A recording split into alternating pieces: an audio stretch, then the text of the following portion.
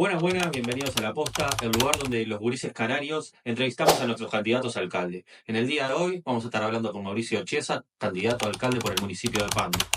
Bueno, primero que nada vamos a presentarlo. Mauricio Chiesa es un militante de la 609 con amplia experiencia en gestión, un fuerte compromiso social. Mauricio ha trabajado en áreas sociales y en educación en diferentes instituciones del departamento. Además, fue concejal y alcalde interino de Pando entre 2010 y 2015. También fue subdirector de Desarrollo Humano en Canelones y actualmente trabaja en la Dirección de Descentralización de la Intendencia, ayudando a fortalecer los municipios y la participación ciudadana. Primero que nada, bienvenido y gracias por sumarte a este espacio. Bueno, muchísimas gracias, una alegría compartir con ustedes. Bueno, primero, ¿cómo, por qué empezaste a militar y por qué en el MPP? Bueno, en realidad empecé a militar desde muy gurí. Nosotros somos parte de la generación que transcurrió su infancia en la dictadura y la adolescencia nuestra coincide con la reapertura democrática. Entonces había como una cuestión en el ambiente que llevaba a que toda la gurizada intentáramos militar desde algún lugar. Más adelante empezó una cuestión más de leer, de formarme personalmente, ¿no? Y bueno, y en algún momento, sobre todo a través de la influencia de mi hermano, que era militante de la 609, ingresamos al MPP cuando el MPP todavía era una organización política que no ganaba elecciones, que teníamos pocos votos, que no teníamos un mango, que era muy difícil trabajar, con muchas dificultades. Pero bueno, ese proyecto que fue creciendo año a año de mano de la gente y bueno, ahí estuvimos. Bueno, dentro de ese proceso de formación y de tu formación política en general, ¿quién ha sido una inspiración o quién es tu referente políticamente hablando? Bueno, referentes un montón. Este, referentes un montón, porque en realidad yo vengo de una familia que mi madre venía de tradición ballista, mi padre de tradición wilsonista. La familia de mi padre es una familia que hizo política siempre. Mi viejo tenía un lugar institucional, un lugar en la comunidad de Pando que lo hacía referencia para muchísima gente. Fue jefe de la estación durante 20 y pico de años, mi abuelo lo mismo. Pero además en mi casa se hablaba de política. Yo siempre me acuerdo del tío Montero y del flaco Raúl, que era mi cuñado. Los dos eran socialistas, pero uno era futbolista y el otro era de la gente que vivía en Trías. Entonces escuché discusiones entre ellos enormes. Imagínense lo que significaba eso. Y después empezaron a aparecer otros referentes, ¿no? Si hay alguien que durante muchos años estuvo formándome fue Ñato Guidoro. Trabajé al lado de él muchísimo en las campañas, sobre todo en la campaña del 99, recorrí todo el departamento con el ñato. Después el ñato armó la CAP, yo me quedé en la 609, pero después en realidad referencias también de compañeros ¿cómo decirte? Compañeros de la cotidiana. Yo tendría que decirte que el B. Silvera del Paso Carrasco es una referencia. Yo qué sé, el viejo Ulises en la costa, bueno, es una referencia. Y así un montón de compañeros más, ¿no? Que han ido forjando, ¿no?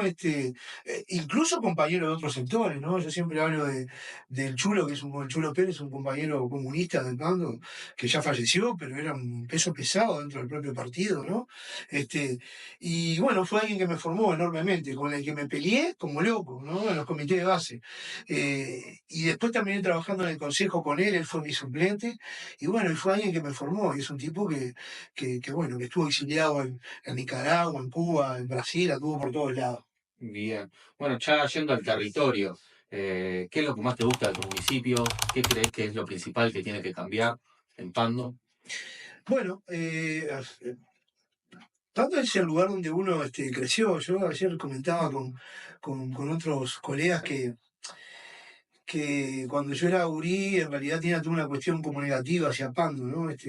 Un Pando gris, un Pando, como yo te decía, mi niñez transcurrió en la dictadura, mi adolescencia en la reapertura democrática, pero por ejemplo estaban instaladas las razas. Entonces era una ciudad que era como bastante hostil a la gurizada, ¿no?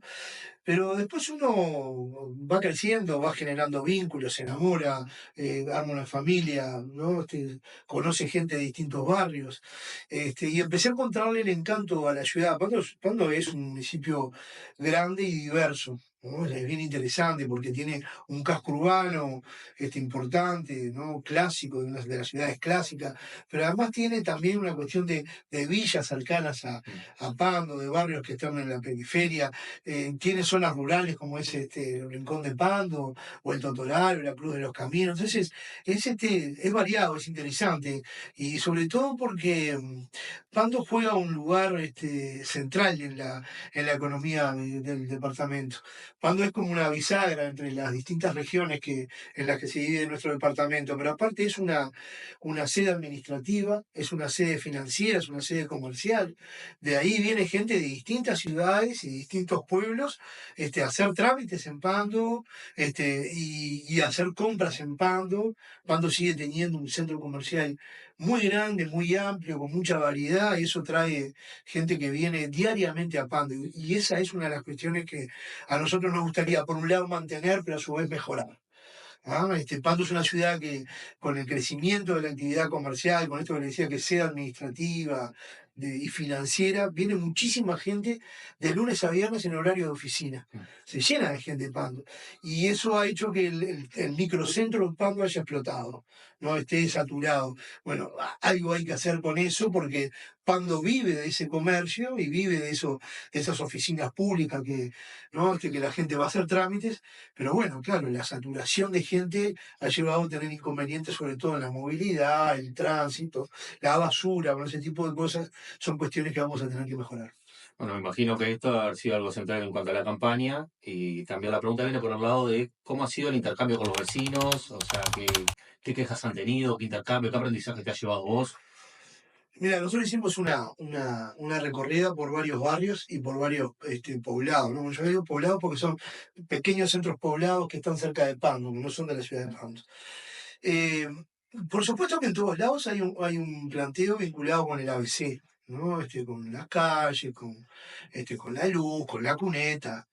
En algunos lugares, lo que es el norte del municipio de Pando, que son las villas que están en la 75, ahí hubieron planteos, por ejemplo, vinculados con el tema del transporte, porque hay poco transporte, planteos vinculados en esa zona sobre todo con la ruta 75, porque la ruta 75 es, digamos, la principal vía de acceso desde el norte hacia el Pando, pero antes era una ruta que estaba alrededor de la ruta, lo que había eran quintas. Entonces vivía muy poca gente, se sacaba la producción, salvo en ese momento no había demasiados problemas. Pero desde hace unos años ya Pando viene proyectándose en lo que es su crecimiento desde el punto de vista poblacional hacia el norte de Pando. Entonces esa ruta 75, que antes eran quintas, ahora son complejos de viviendas, cooperativas, y eso supone que haya personas que transitan por ahí, vehículos, se abren almacenes, caen proveedores. Entonces es una ruta que empieza a quedarse cada vez más angosta. Ese es un tema particular a solucionar. Pero después cosas que son increíbles, ¿no? Barrios que están perfectos y su problema era qué hacemos con el pasto. Claro. ¿No? Entonces, digo, el intercambio lo que aprendimos es lo que ya habíamos visto antes con el Frente Amplio y ahora lo ratificamos. La manera de no perder una elección, la manera de poder ganar una elección tiene que ver con el vínculo cara a cara con la gente, con la cercanía, con el poder escuchar. Porque, mirá, incluso en varios lugares, por momentos la discusión se volvía muy, muy alta, ¿no? Porque la gente estaba enojada, la gente protestaba. Sin embargo, claro, había que entender, ¿no? Es lo que les está pasando. Uno puede decir, pero, tanto por la calle que pasa por el frente de tu casa, bueno, pero hace la calidad de tu vida. Claro. ¿No? No solamente que se te rompa el ómnibus, sino que cuando salís caminando te embarras todo. Que no entra una ambulancia. ¿Tá? Que no, el patrullero tampoco pasa por ahí, que el taxi no te quiere entrar. Bueno, hace tu calidad de vida. Pero en todos lados, llegaba un momento en que nos sentíamos como en el caos total. ¿Qué hacemos con estos planteos? Pero poco a poco, los propios vecinos tienen hasta la necesidad de intercambiar entre ellos. Entonces, un aprendizaje que traemos de esta recorrida que hicimos es ir a escuchar, la actitud de escucha genera también, ¿cómo decirte?, un contagio. porque los propios vecinos empezaron a escucharse, como veían que nosotros escuchábamos, empezaron a escucharse entre ellos. Al principio todo gritaban. Yo siempre cuento una anécdota de Samuel Blixen, que estuvo en un campamento zapatista y había una asamblea zapatista y era un gimnasio en el medio de la selva, lleno de indios. Y era un griterío bárbaro, griterío, y a medida que empezó a avanzar las horas, el griterío empezó a bajar hasta que en un momento hubo silencio. En el momento del silencio es cuando se llegó a la síntesis y al acuerdo. Algo así que pasa con los vecinos. Claro. Hay que estar dispuesto a poner la oreja y bueno, y a sacarle, tener un poco de callo en la espalda, ¿no? Porque te van a pegar un poco y con razón. Pero parte de ser también un servidor público. Sin duda creo que obviamente ese ejercicio de escuchar al vecino es parte muy importante, más en la campaña. Ahora bien, luego pasada la campaña, si te toca ser electo, ganar las elecciones, ¿qué rol crees que tienen que jugar los vecinos para trabajar en conjunto con el municipio, no? Bueno, en eso estamos. Yo creo que hay una oportunidad de darle una vuelta de tuerca al tema de la participación. Nosotros, los vecinos juegan un papel fundamental. En realidad, si podemos cumplir con lo que la ley ya de su nombre trae, ¿no? Ley de descentralización y participación, eso es un avance fundamental. Cuanto más participación haya, más democracia hay. Este, y por lo tanto, y más compromiso de la gente hay. Bueno, en realidad, cuando las cosas se hacen entre todos, se siente de otra manera. Pero también para eso hay que generar mecanismos que las comunidades lo entiendan, que valen para algo, que uno no va a perder el tiempo, que uno no va solamente a hacer catarsis. Siempre hay un momento de catarsis, pero tenemos que poder generar espacios que aparte sean capaces de convertir la queja, la demanda, el reclamo en construcción. ¿No? Que podamos construir todo. Ahí nosotros empezamos a dar cuenta de una cosa y lo estamos explicando a los vecinos. La gente llega individualmente a hacer planteos en cualquier momento del año. Tienen que saber que los municipios arman sus presupuestos al final de cada año y eso es lo que se presenta para el año siguiente. O sea, en el último trimestre tenés que estar yendo al municipio, acercándote al municipio, o el municipio generando el ámbito del cabildo para recibir propuestas.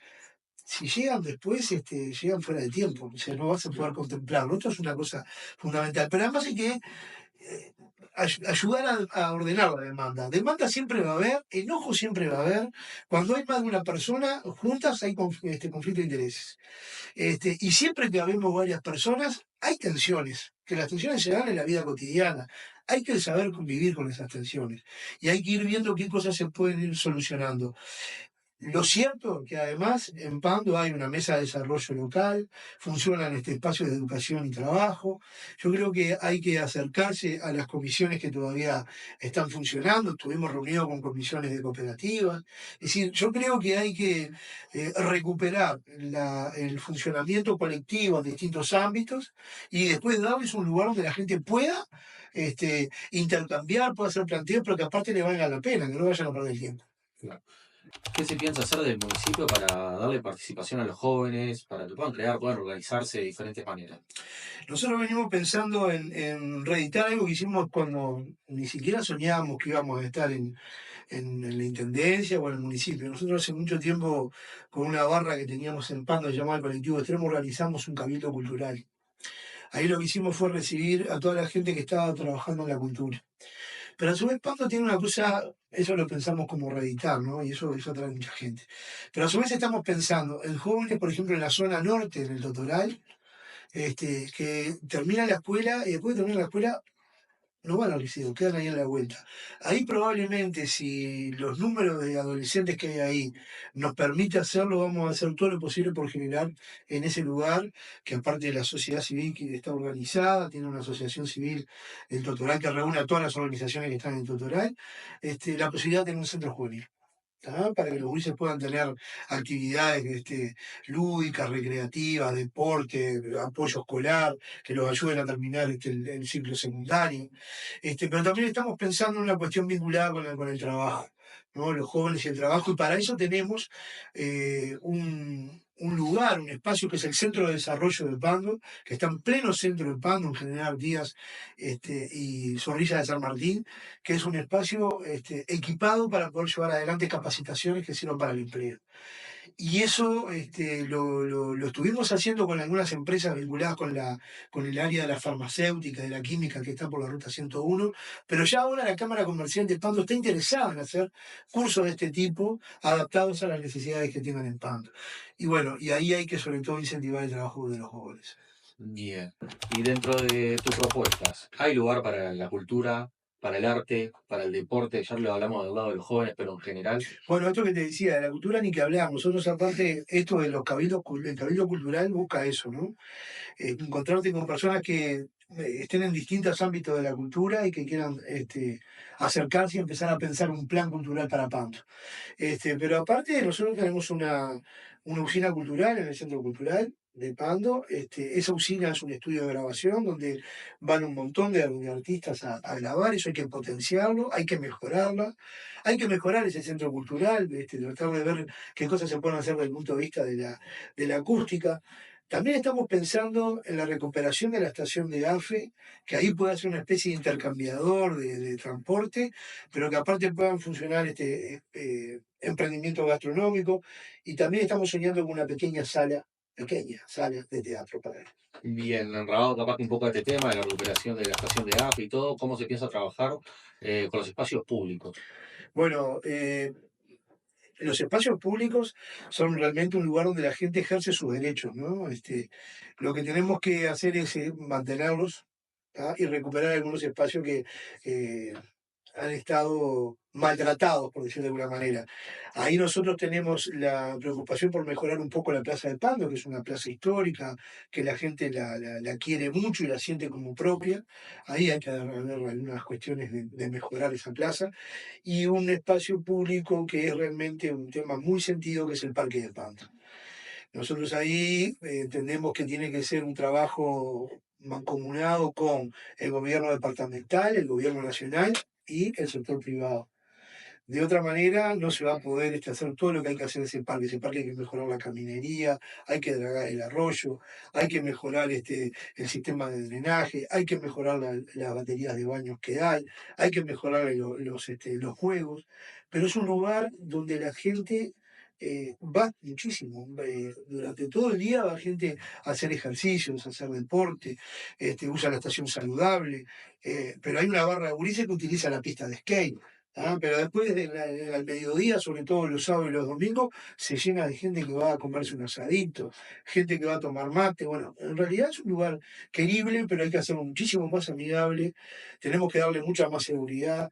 Probablemente tengamos que ir por el camino de cerrar el Parque de Pando, para limitar un poco la entrada y poderlo cuidar.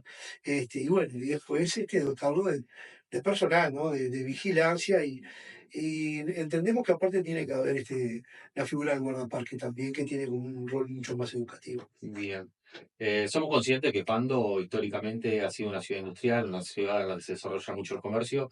En ese sentido, ¿qué planes o cuál es la idea del Consejo, en caso de ser electo, para que se dé el desarrollo, más desarrollo económico en la ciudad?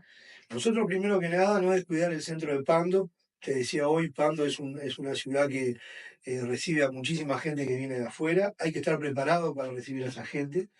La ciudad tiene que amoldarse a eso, no solamente el que usa la plaza de tardecita cuando terminó de laburar, sino la cantidad de gente que circula por Pando y que tiene la necesidad de ir y que nosotros necesitamos que esa gente siga viniendo.